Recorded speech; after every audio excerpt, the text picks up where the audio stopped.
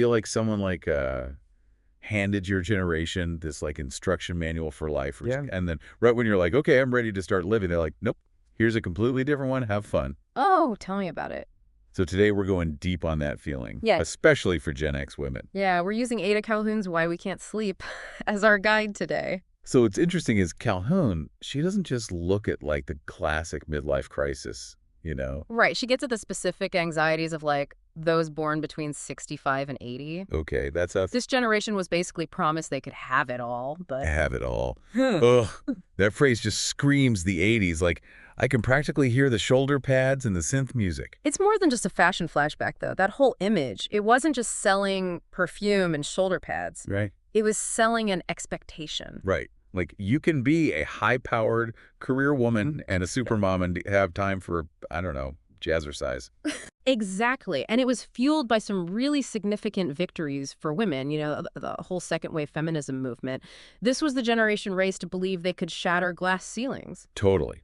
But somewhere along the way, Calhoun argues that you can have it all, Yeah. and you must do it all. And that's where things get really interesting. Because it's not just about Gen X women feeling cheated by this promise. She really digs into why it backfired so spectacularly. And one of the biggies, economics. This generation got slammed by recessions right out the gate in 1987, just as they were entering the workforce. Then bam, again in 2001. Talk about bad timing. Right.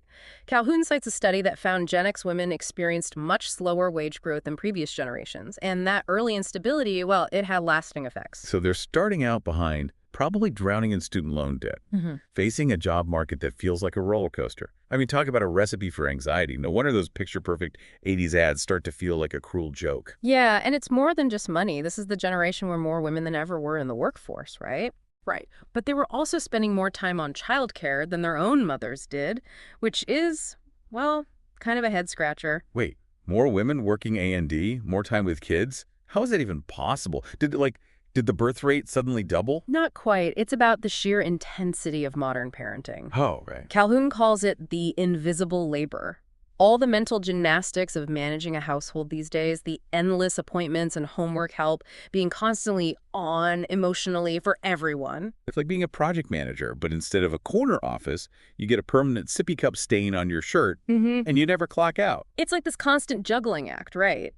And with smaller families these days, less community support, it all adds up. Gen X women are shouldering a much heavier load, often without the same support systems their mothers had. Okay, so we've got this pressure cooker of financial stress, the demands of intense parenting, the lack of support, and then just as if things couldn't get any more complicated. Calhoun throws another log on the fire. She brings up a whole other layer that we don't talk about enough. Let me guess, it's not about winning at Pinterest. Definitely not. She dives into the physical and emotional realities of perimenopause. Okay, perimenopause. Yeah, which, she points out, starts much earlier than most people think. Really? Oh, yeah. And it's not just hot flashes. It's this huge biological shift that impacts, well, everything. We talk about puberty, right? Like, or everyone's awkward teenage years. Yeah. But perimenopause is like this sneaky shift, you know? It's happening in the background while you're busy, like, being an adult and stuff. Oh, totally. Calhoun says it can start years before actual menopause. Yeah. Like, even in a woman's late 30s. And it's not just like, oh, I need a fan. It can impact everything. We're talking about hormones going haywire, sleep going out the window, mood swings. I've heard the brain fog is no joke either. Oh, tell me about it. And the crazy thing is, Calhoun mentions that so many women aren't even talking to their doctors about this stuff. She found a survey where almost 70% of women hadn't discussed these changes with their doctor. Wow, seriously. 70%. That's wild. Talk about puberty openly, but perimenopause is like, shh, don't mention it. It's like this weird taboo topic or something. No wonder women feel blindsided. It's like getting handed a whole new rulebook for life, but no one told you the game even changed. And that feeling of being totally unprepared, it's like a running theme in Calhoun's book. Society's all about women leaning in, right? But they don't give you much to stand on when that lean turns into like a full-on scramble just to keep up. Okay, so let's recap for a sec. We've got the financial squeeze, the pressure cooker of parenting, this hormonal roller coaster. It's enough to make anyone want to hide under the covers with a pint of ice cream. Don't forget the wine. But I hear you, it's a lot. Luckily, Calhoun offers a more hopeful way out, and it starts with something so simple: finding your people. like a Gen X support group. Count me in, I'll bring the snacks. Less of a formal group, more like Oh. nurturing those genuine connections.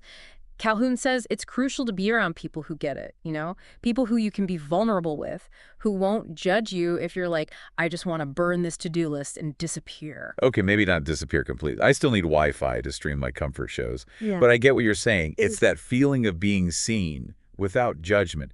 It's huge when you're feeling so overwhelmed and invisible. Totally.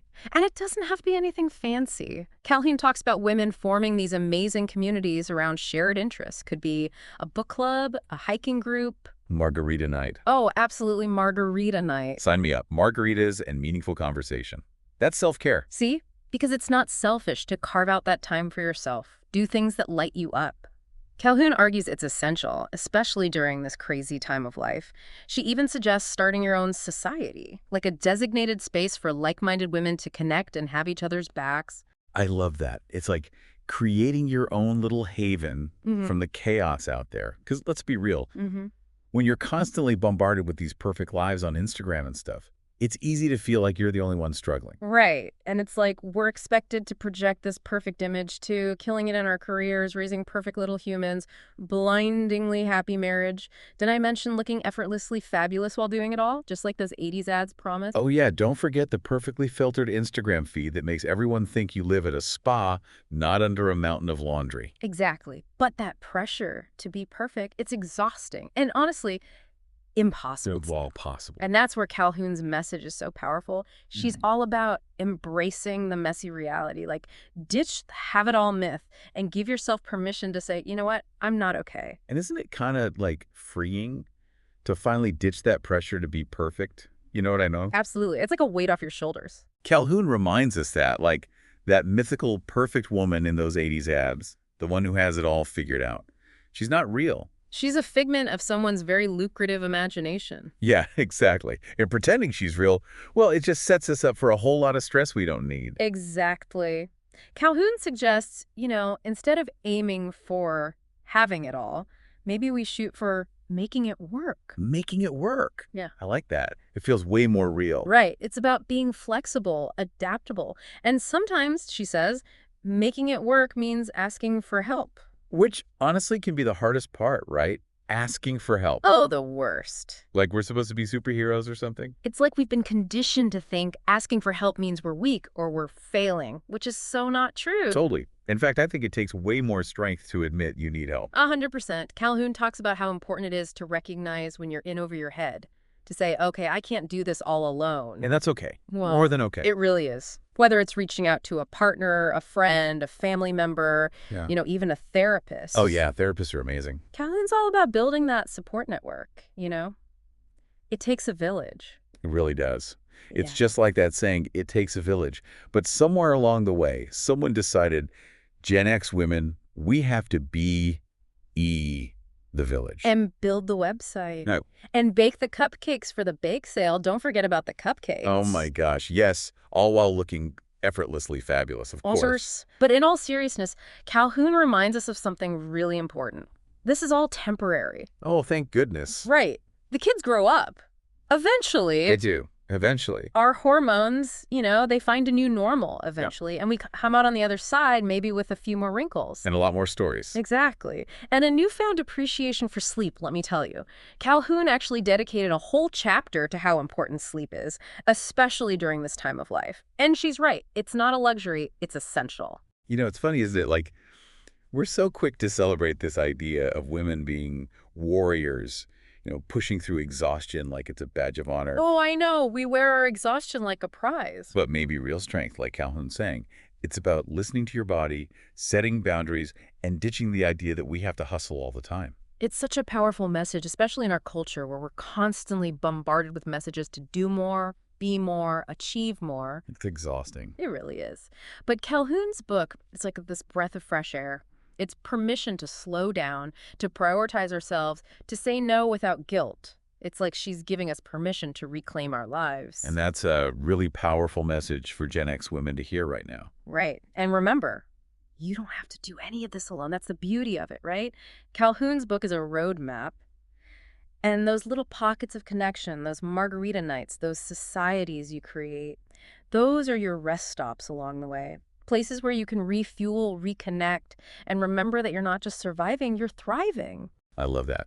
So, to all you amazing Gen X women out there, navigating this wild, messy, beautiful thing we call midlife, remember, you were seen, you were heard, and you were definitely not alone. And on that note, we'll leave you with this thought from Calhoun's book. What if, instead of trying to have it all, we focused on creating a world where women don't have to choose between having a career and having a life? Wow. Yeah, what if? That's something to think about, right? It is. It really is. So until next time, dive deep, stay curious, and remember, you've got this.